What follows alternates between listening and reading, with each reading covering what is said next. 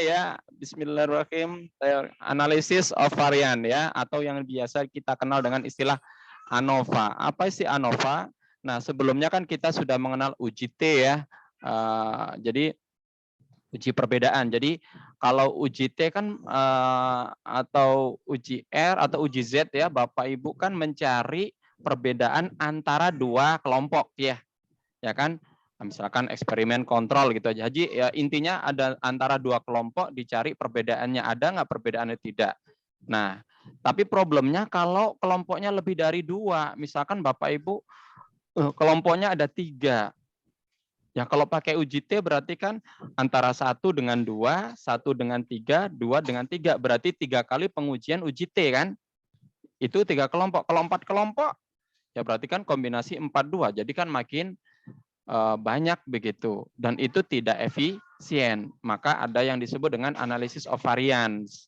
Nah ini arahnya ke sana. Jadi analisis of varian ini untuk melakukan uji perbedaan yang lebih dari dua variabel ya, lebih dari dua kelompok gitu ya. Ya. Nah ini ya membandingkan lebih dari dua kelompok kan. Nah yang mengembangkan ini adalah si Fisher, makanya nanti ada menggunakan uji F ya. Fisher itu ada uji F. Nah jadi ini ya uji T ya, tadi yang baru saya sampaikan, uji T itu untuk menguji hipotesis antara dua kelompok, sedangkan ANOVA ya sama-sama statistik untuk perbandingan juga, tapi bedanya di sini untuk kelompok yang lebih dari dua gitu ya. Nah, bagaimana sih prinsip kerjanya?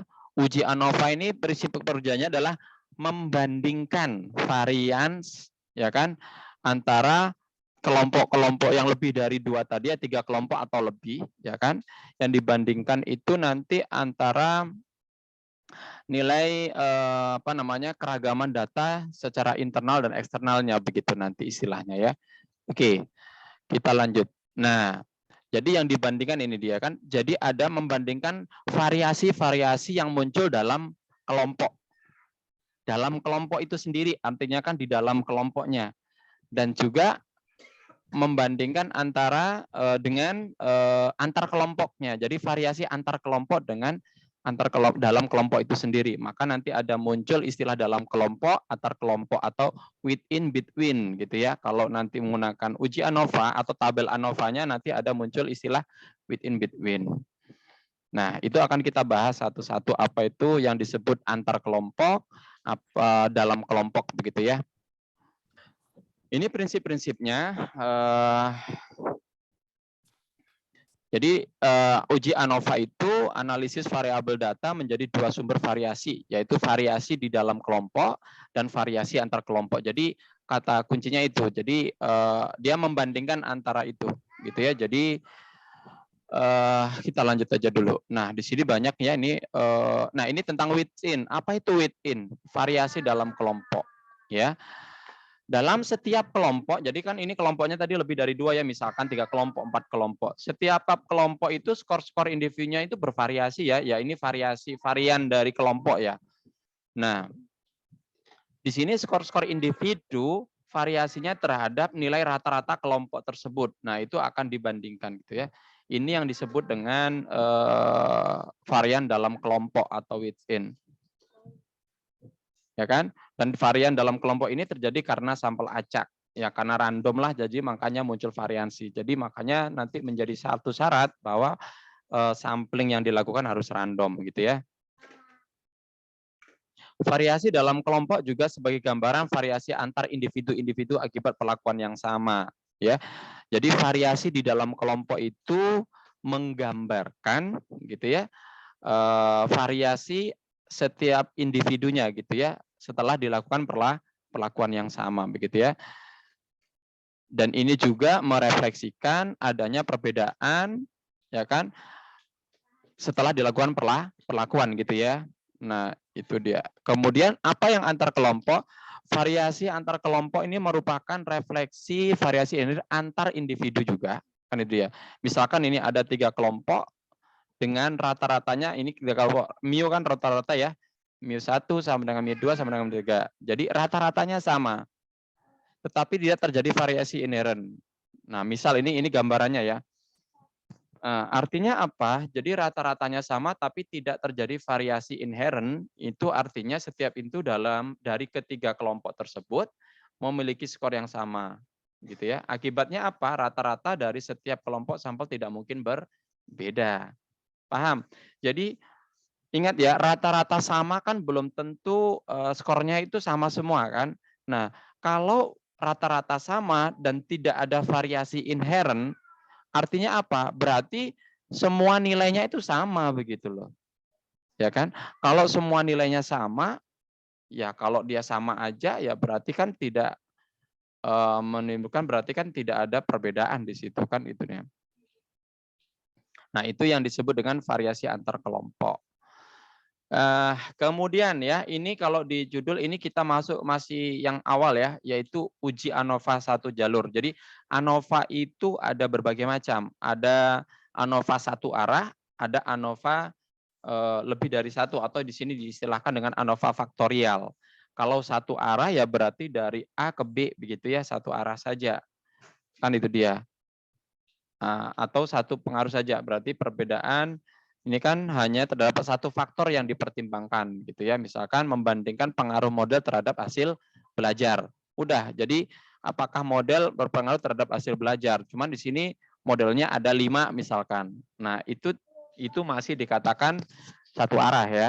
Karena kan model misalkan model PBL, model RME, model ini kayak mana kita bandingkan, misalkan Bapak Ibu membandingkan 3 model pembelajaran terhadap hasil belajarnya.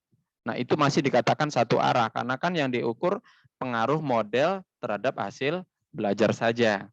Kan itu dia. Apakah ada perbedaannya enggak hasil belajarnya antara model A, B, C? Nah, itu dia. Nah, yang faktorial mengemukakan ini faktornya faktor yang dipertimbangkan itu lebih dari satu.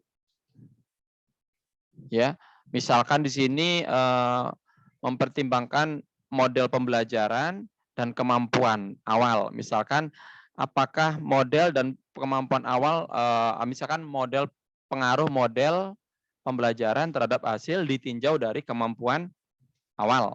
Nah, jadi kan ada faktor lain yang menjadi pertimbangan. Nah, di situ kalau bikin grafiknya kan jadinya dua arah ya. Kan kita bisa memandang kemampuan awal. Bagaimana anak tinggi dengan model ini? Bagaimana anak sedang, kemampuan awal sedang dengan model ini? Jadi kita bisa memandang dari modelnya, bisa memandang ditinjau dari kemampuan awal siswa gitu. Nah, yang seperti itu. Jadi, nah nanti ada yang dikenal nanti, makanya ada satu arah, nanti ada dua arah. Kan biasanya ada two-way ANOVA gitu ya. One-way ANOVA, ada two-way ANOVA. Kalau di SPSS itu muncul istilah itu. Nah, dan bisa dikembangkan lagi kalau faktornya bisa lebih dari 2 gitu ya. Itu yang disebut nanti faktorial itu ya. Kembangannya biasanya lebih banyak lagi. Ada juga yang disebut ANOVA repeated measure. Jadi apa itu repeated measure? Repeated measure itu siswa yang sama dikasih perlakuan yang berbeda-beda. Artinya siswa itu mendapat perlakuan yang berbeda-beda berulang kali gitu ya. Berarti karena berbeda-beda misalkan modelnya, tapi siswanya itu juga. Ya misalkan Bapak Ibu meneliti tentang model pembelajaran, tapi kelasnya cuma satu. Modelnya aja diganti-ganti. Nah, itu masuk ANOVA repeated measure gitu ya. Kemudian multivariate ANOVA. Nah, ini kalau lebih dari satu respon dalam satu kali eksperimen. Nah, ini nanti masuk ke multivariat. Ya kan? Oke, misalkan ada tentang kemampuan komunikasi, pemecahan masalah, dan berpikir kritis gitu ya terhadap model. Nah, jadinya kan sudah kompleksitasnya banyak ya. Ditambah lagi dengan kemampuan awal matematikanya gitu. Nah, itu makin kompleks lagi. Itu nanti masuk kategorinya multivariat ANOVA. Oke, ini jenis-jenisnya ya. Nah, syarat ini yang penting ya. Kalau kita mau melakukan uji ANOVA, uji perbedaan, data-data kita harus yang pertama berasal dari kelompok yang independen ya. Jadi diambil secara acak dan dari kelompok yang independen. Yang kedua, varian antar kelompoknya harus homogen. Artinya apa? Bapak Ibu harus uji homogenitasnya. Kalau mau ANOVA berarti Uji prasyaratnya adalah uji homogenitas, yang kedua uji normalitas. Apakah setiap kelompok itu distribusinya normal? Nah, itu wajib. Jadi semua kelompok harus distribusinya normal. Kemudian varian antar kelompoknya harus homogen. Kalau dua syarat ini terpenuhi, tiga ya, ini terpenuhi, maka uji ANOVA layak dilakukan, gitu ya. Boleh dilakukan uji ANOVA, gitu ya. Nah, bagaimana sih uji ANOVA itu? Hipotesisnya begini ya. Jadi kalau Bapak Ibu nanti melakukan uji ANOVA, hipotesis yang digunakan adalah ini. Ya. Biasanya kalau dalam metode statistik itu seperti ini. Mu1 sama dengan Mu2 sama dengan Mu3 dan seterusnya. Berarti rata-ratanya sama semuanya. Kalau rata-ratanya sama berarti tidak ada perbedaan. Tapi kalau ya kebalikannya apa? Inverse dari H0 ya, biasanya HA itu kan alternatif kan inverse-nya ya. Berarti kalau ini semuanya sama berarti sedikitnya ada sepasang lah ya. Ada dua min yang berbeda atau sepasang, misalkan mu1 dengan mu3 itu berbeda. Nanti kalau ada yang sepasang aja yang berbeda, paling sedikit ya, maka di situ sudah kita katakan berbeda, ya kan? Dengan pengujiannya ini F hitung, nanti kita coba lakukan perhitungannya. Lebih besar dari F. Ini F alfanya ini derajat signifikansinya ya. K itu banyaknya kelompok. N itu jumlah sampling seluruhnya. Dikurangi banyaknya kelompok ya. Jadi K itu kelompoknya. Gitu ya. Oke. Nah, bagaimana sih cara melakukan prosedur pengujian ANOVA? ANOVA ini khususnya untuk satu jalur ya, itu sangat mudah pengujiannya. Nggak harus menggunakan SPSS pun bisa dilakukan, pakai Excel pun bisa ya. Dan Excel pun sekarang udah sangat canggih, bisa dilakukan itu. Jadi misalkan ini nih, ini gambaran umumnya ya. Jadi ini kelompok 1 datanya dari X11 sampai X1N. Ini kelompok 2, kelompok 3, kelompok 4 dan seterusnya ya. Jadi sampai K kelompok. Biasanya dikelompokkan seperti ini. Nah, untuk menghitung uji ANOVA, kita perlu tabel bantu. Jadi setiap kelompok itu buat hitungan hasil kuadratnya. Jadi setiap data di kelompok itu dikuadratin gitu ya. Ini kuadratnya. Ini kelompok 1 ada kuadratnya, kelompok 2 dikuadratin dan seterusnya. Nah, setelah itu dijumlahkan, pastinya di bawah dijumlahkan semuanya, dan ini adalah jumlah totalnya. Ini jumlah total dari T ya, bukan yang kuadrat. Ini T yang di sini yang paling ujung ini adalah total yang ini. T1, T2 sampai TK ini ya. Itu kuadratnya adalah di sini. Kuadratnya, sorry, jumlah totalnya. Kalau kuadratnya nggak perlu dijumlah total ya. Nah, selanjutnya apa? Nah, selanjutnya itu kita cari SS total. SS itu aja sum square, jadi jumlah kuadrat ya. Sum square ya, jumlah kuadrat total. Jumlah kuadrat total ini rumusnya sigma XIJ kuadrat. Jadi yang ini ya, berarti mulai dari yang X1 kuadrat J ini, sigma X1 J kuadrat, ditambah sigma X2 kuadrat ini ya, ditambah seterusnya, dikurangi T kuadrat yang ini. T kuadratnya yang ini, dibagi dengan NK. Itu sum square ya, SS total. Baru ada sum square between. Between itu ini rumusnya. TI ya, TI itu berarti yang ini, TI, T1, dikuadratinnya ini berapa nilainya, dikuadratkan, dibagi dengan jumlah datanya, ditambah lagi T2 ini dikuadratin, dan seterusnya gitu ya. Dikurangi sama pengurangnya. Nah, untuk yang within, antar kelompok, dalam kelompok, ya within itu dalam kelompok itu SS total dikurangi SS between. Udah cukup di situ. Nah, tadi ya derajat totalnya itu NK dikurangi 1, atau ini N besar ya tadi kalau di rumus, sedangkan derajat between itu banyaknya kelompok kurang 1, sedangkan within dalam kelompok. Dalam kelompok itu adalah banyaknya kelompok dikali dengan banyaknya sampel kurangi 1. Gitu dia ya. Nah, kalau sudah dapat hitungan itu baru kita masukkan ke sini. Nilai SS between, SN within-nya berapa, derajat kebebasannya berapa, baru kita cari S kuadrat between.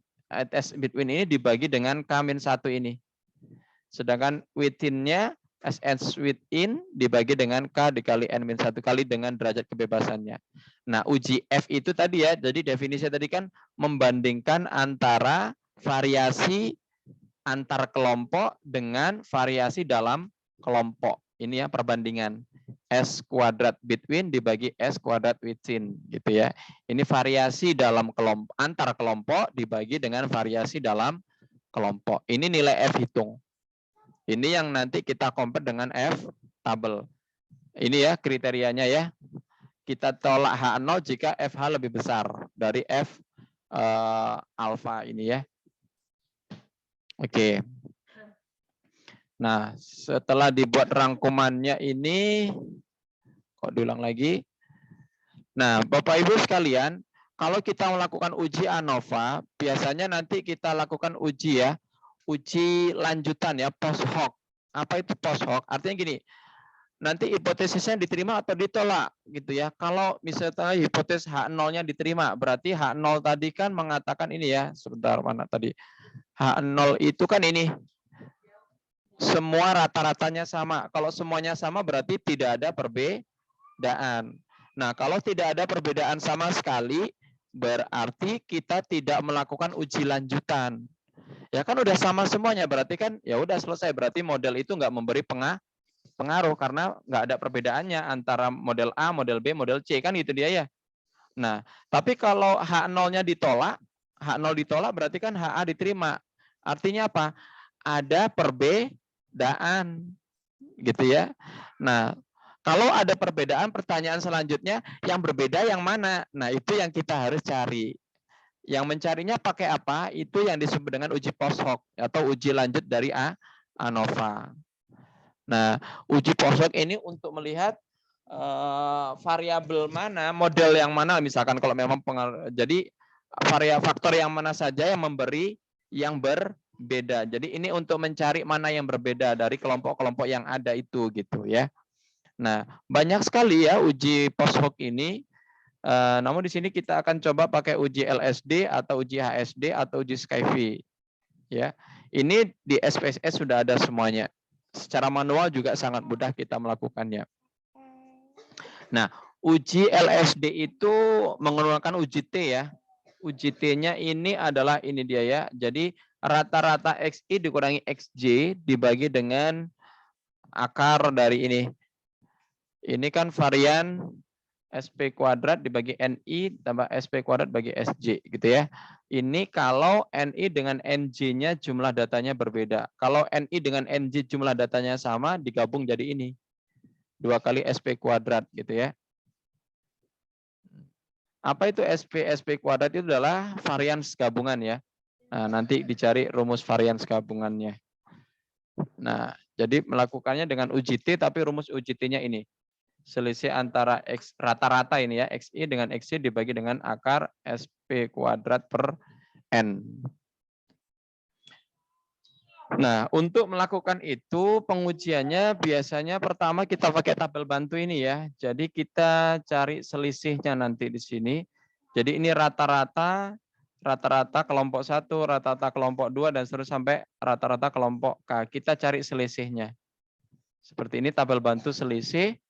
Nah, kalau sudah, tapi dimutlakkan ya, jadi ini mutlaknya. Jadi dimutlakkan, jadi selisih antara XI dengan XI ya, X1 dengan X1 pasti 0. X1 dengan X2, cari mutlaknya, positifnya yang kita ambil ya, selisihnya berapa begitu. Nah, uji SSD tadi, mutlak yang kita buat di tabel ini tadi, ya, itu kita compare dengan nilai T. Nah, jadi mutlak dari selisih rata-rata antara XI dengan J di-compare dengan T ya. Jika ini berlaku lebih besar dari T hitung, T tabel ya, ini T tabel, maka H0 ditolak, kan itu dia. H0 ditolak berarti ada perbedaan. Kalau H0 diterima berarti kan tidak ada perbedaan antara XI dengan I dengan J, kelompok I dengan kelompok J gitu ya. Ya, kelompok 1 dengan 2, 1 dengan I bebas lah, ini tinggal dihitung aja satu-satu gitu. Gitu ya. Ini Ini kalau ukurannya sama, kalau ukurannya berbeda hanya dibedain di sini ya. Jadi kalau ukurannya berbeda itu berarti ada NI sama NG dibagi masing-masing. Gitu aja. Ini hanya perbedaan di situ ya. Jumlah sampelnya kalau yang N ini jumlah sampel antar kelompoknya ini sama. Kalau sampel antar kelompoknya beda berarti dibagi masing-masing baru ditambahkan. Jadi ikut muncul. Nah, ini tadi LSD. Kalau LSD itu pakai uji T ya pembandingnya. Kalau HSD ini 2K HSD ya istilahnya. Ini pakai uji F nanti pembandingnya. Jadi F. Kalau tadi uji T. Yang dilakukan sama. Jadi cari nilai mutlaknya. Yang di tabel awal tadi ya. Tabel ini kan tabel mutlak dari selisih gitu ya. Antara dua kelompok. Rata-rata antara dua kelompok. Nah, kalau HSD ini kemudian ada rumusnya di sini, ada N bar ya tadi. N bar itu rata-rata harmonik ya. Nah, ini untuk menguji hipotesisnya ya. Oh, kalau ini ukurannya berbeda ya, sorry. Ini kalau kelompok antar kelompoknya berbeda, kita pakai uji ini Q ya. Tabel Newman-Coles. Tadi kita gunakan tabel Newman di sini. Dan R-bar-nya adalah rata-rata harmonik di antar kelompok karena rata-ratanya berbeda, jumlah sampelnya berbeda-beda. Gitu. Nah, ini uji Skevi juga sama mutlak. Di sini akar pakai masih uji F tapi rumusnya pakai akar lagi ini ya. Hitung lagi di sini. Kalau ini manualnya ya. Kalau mau menggunakan SPSS nanti tinggal dipilih, nanti kita tunjukkan pakai SPSS-nya seperti apa ya. Nah, ini kita langsung ke contohnya aja ya, biar gampang. Tapi ini saya hitungnya pakai manual kali ya. Manual atau pakai dua-duanya. Ini ada manualnya, ada SPSS-nya. SPSS-nya mungkin termasuk uji lanjutnya ini. Nah, contohnya misalkan saya ada 5 kelas nih. Jadi ada 5 kelas, cuman saya sampelnya ini siswanya asumsinya sedikit aja ya, jangan perlu banyak supaya hitungannya nggak susah ya. Jadi 5 kelas yang berbeda diberikan perlakuan yang berbeda, yaitu ada model pembelajarannya, ada A, B, C, D, E. Ini nama model yang berbeda-beda.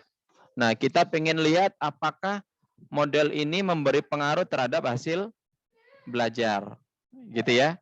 Nah, kalau kita pengen mencari pengaruhnya, berarti kan kita uji stadinya bisa aja mencari perbedaannya dulu ya. Apakah model antara model A, B, C, D, atau E ini punya pengaruh nggak? Ada perbedaan nggak? Kalau tidak ada perbedaannya, berarti kan model pembelajaran itu tidak ada memberi pengaruh terhadap hasil belajar siswa. Kan gitu dia ya. Nah, kita akan melakukan itu. Nah, untuk mengujinya data ini kita kelompokkan ini ya, yang saya bilang tadi pakai tabel bantu. Kebetulan ini setiap kelasnya jumlah sampelnya sama, yaitu sebanyak 5 ya, 5 siswa. Ini model A, model B, model C, model D, dan E. Setiap datanya ini skornya dari 1 sampai 10 mungkin maksimalnya ya. Jadi setiap angkanya dikuadratkan ini, dan kita jumlahkan masing-masing gitu ya. Nah, T-nya, T itu warna hijau, berarti T ini jumlah dari skor ini, 26, 39, 20, 14, 33, itulah dapat nilai T. Ya. Sedangkan sigma, double sigma nih ya, XI kuadrat itu adalah yang merah kuadratnya. 150, 311, 96, 46, sama 231 jumlah seluruhnya. Maka dapatlah 834. Nah, baru tinggal kita hitung apa itu SS total. SS total itu adalah double sigma ini tadi ya, kalau dilihat dari rumusnya ya. Double sigma XI kuadrat, yaitu berarti yang merah ini tambahin semuanya, dapat 834, dikurangin T kuadrat, dibagi NK. T kuadratnya 132 dikuadratin, dibagi N itu banyaknya sampel, yaitu 5 kan. K-nya kelompoknya ada 5 kelompok lagi, berarti 5 kali 5, 25. Berarti ini dia. Setelah dihitung dapat 137,04. Ini yang disebut dengan sum square totalnya.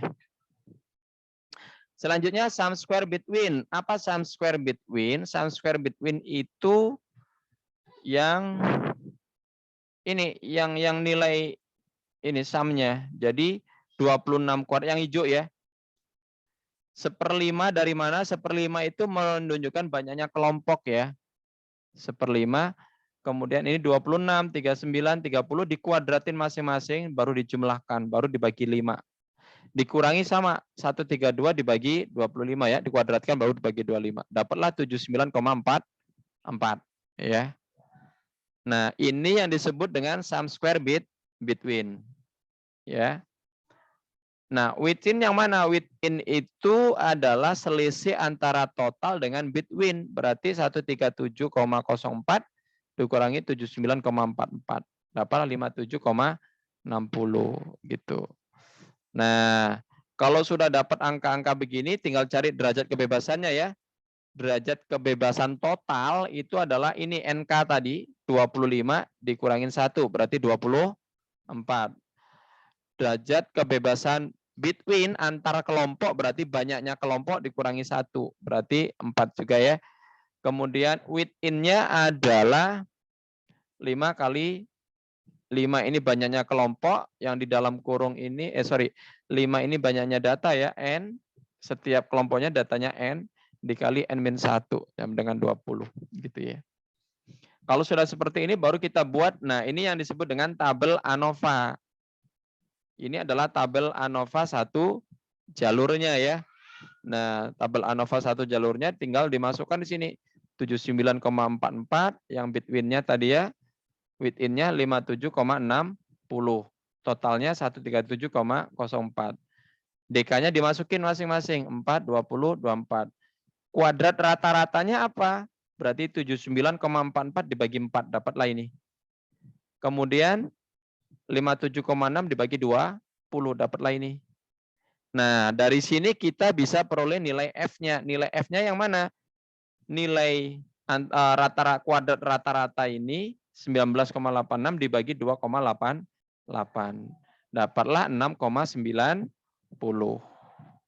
Nah, 6,90 ini baru ini yang kita compare dengan F tabel.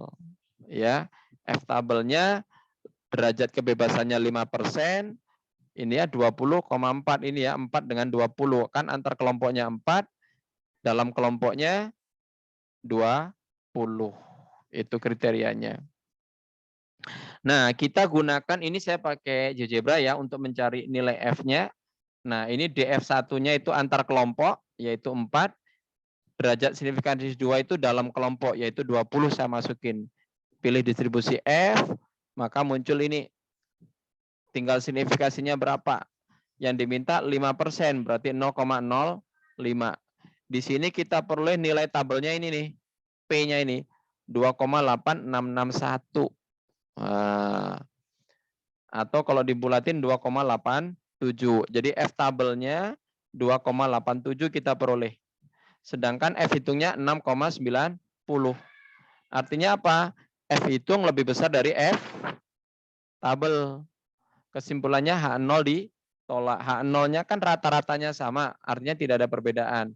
Nah, berarti kesimpulannya sini adalah ada perbedaan. Jadi sedikitnya ada 2 kelas di mana rata-rata hasil uangnya berbeda dengan diajarkan 5 model pembelajaran. Paling sedikitnya. Tapi yang mana itu?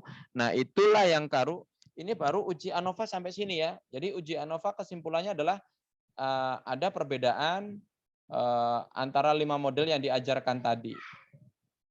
Nah, yang ditanyakan selanjutnya yang berbeda yang mana? Nah, itu perlu dilakukan uji post hoc namanya atau uji lanjutan ANOVA.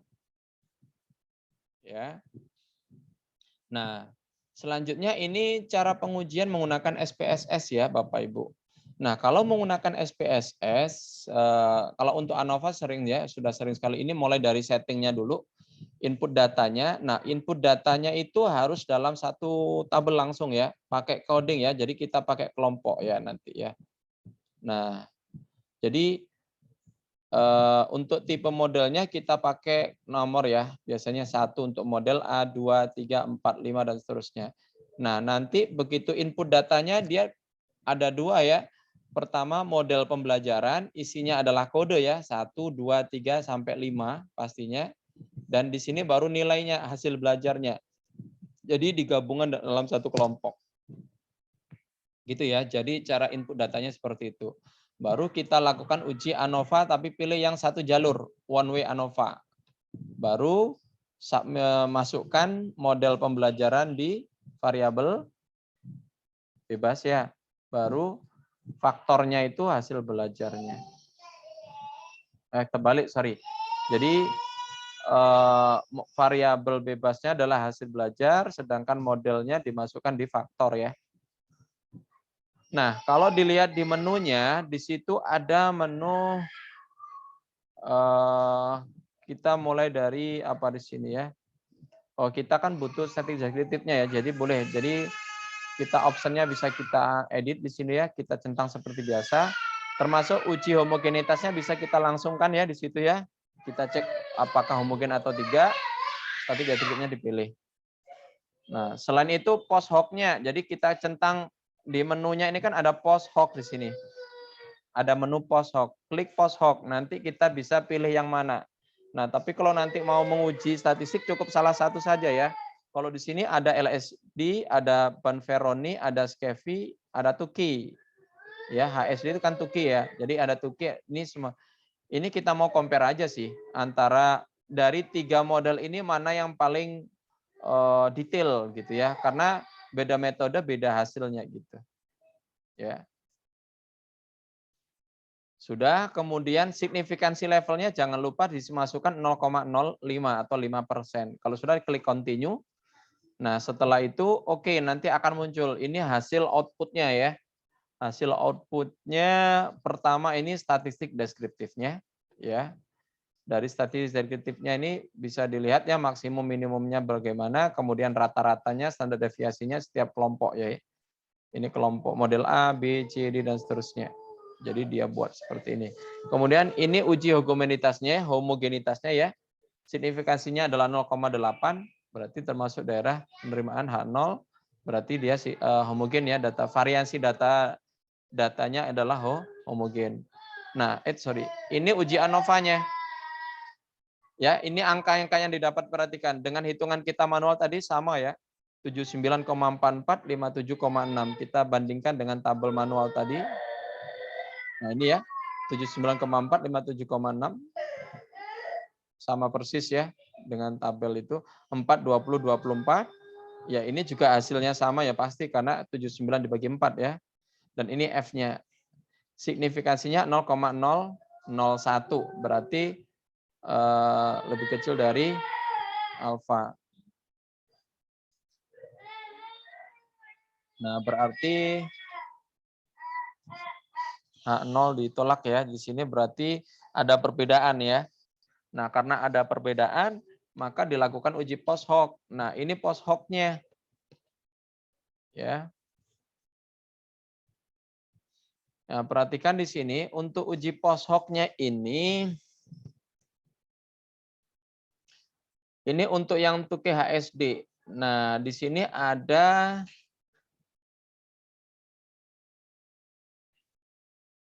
ini main difference-nya ya, rata-rata perbedaan rata-ratanya. Ada yang diberi tanda bintang itu ya. Jadi apa ini tanda bintang? Coba perhatikan di sini kalau Tukey HSD ya, model A terhadap A, B, C, D, E, semuanya tidak ada tanda bintangnya. Berarti model A itu tidak ada perbedaan dengan model B, C, D, E, kan itu dia. Yang ada itu yang ada bintangnya, berarti model B dengan model C ya, ini ada bintang, B dengan D. Nah, jadi ini dari hasil Tukey HSD. Dari Tukey HSD di situ kan tadi di ANOVA-nya kan menyimpulkan ada perbedaan. Mana yang berbeda? Nah, ini harus kita lakukan uji post hoc. Dari post hoc ini baru kelihatan bahwa yang berbeda itu antara model B dan C, B dengan D sama D dengan E. Itu ya. Ini dilihat di model B. Model B mana yang bintang? Yang bintang kan hanya 2 di sini. Model C 3,8 sama model D 5. Ini yang berbeda. Sedangkan model B dengan A dianggap tidak ada perbedaan. Jadi nilainya dianggap sama saja itu. Berarti model itu tidak berpengaruh di antara B dengan A. Jadi kita bisa banyak cerita di sini. Kemudian B dengan D di sini juga ada perbedaan. Sedangkan kalau dia C ya tadi pasti dengan B ya, tapi yang selebihnya nggak ada bintang ya. Berarti C dengan A, D, dan E itu tidak ada perbedaan hasil belajar. Yang berbeda antara C dan D saja. Begitu dengan D, yang D dengan E ya. D dengan E saja. Itu ya, ini kesimpulan dari banyak ini adalah ini, bahwa dua model yang berbeda itu ada 3 macam, yaitu BC, BD, dan DE. Gitu. Tapi beda metode, beda ya hasilnya. Ini yang 2K, tapi HSD. Nah, ini yang LSD. Nah, ini lebih detail. Ternyata di LSD dia lebih banyak lagi yang dia kan dianggap berbeda. Ya, ada 1, 2, 3, 4, 5, 6. Jadi ada 6 perbedaan antar kelompoknya. Jadi kelompok A dan B beda, AD beda, BC, BD, CE dengan DE saja. Itu yang berbeda. Makin banyak kalau pakai LSD.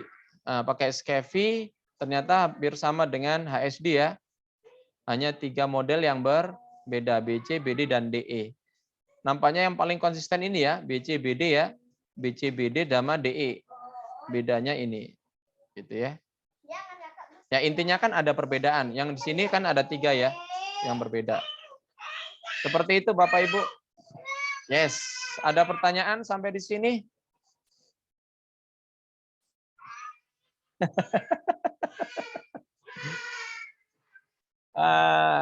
Ini ada tugas.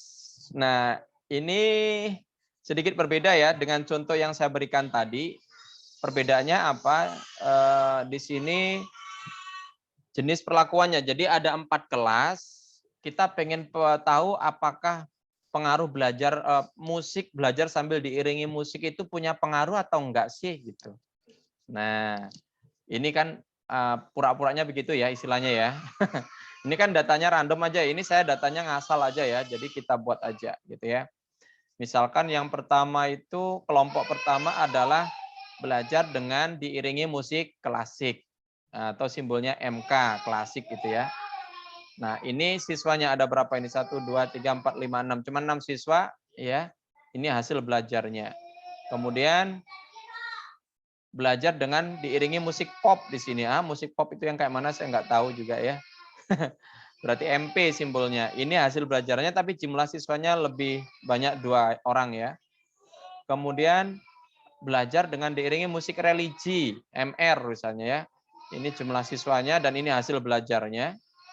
Kemudian belajar tanpa ada suara pengiring, artinya belajar normal lah, tanpa ada iringan musik gitu ya. Ini hasil belajarnya.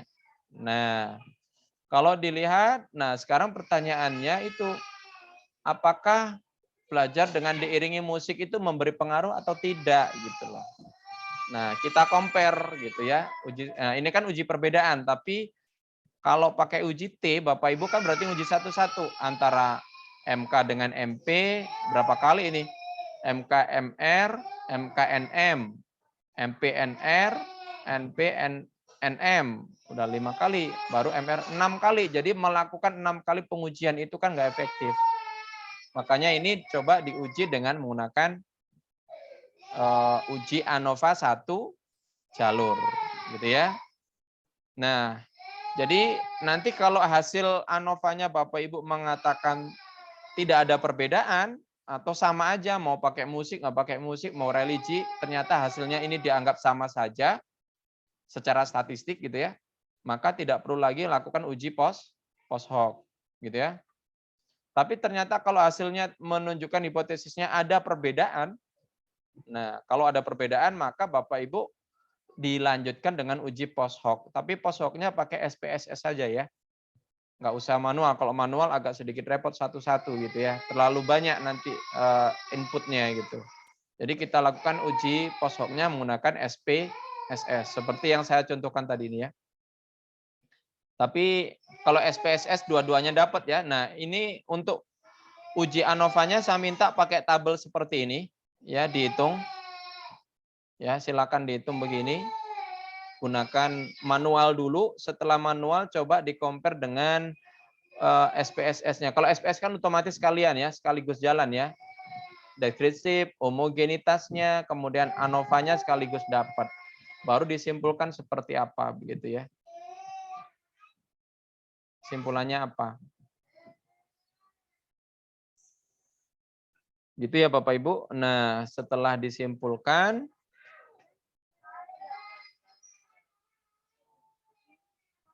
baru nanti uji post hoc-nya. Post hoc-nya langsung ya. Di sini sudah ada petunjuknya. Saya pikir ini mudah petunjuknya di sini. Oke, sampai di sini dulu penjelasan saya. Kurang lebihnya saya mohon maaf. Terima kasih.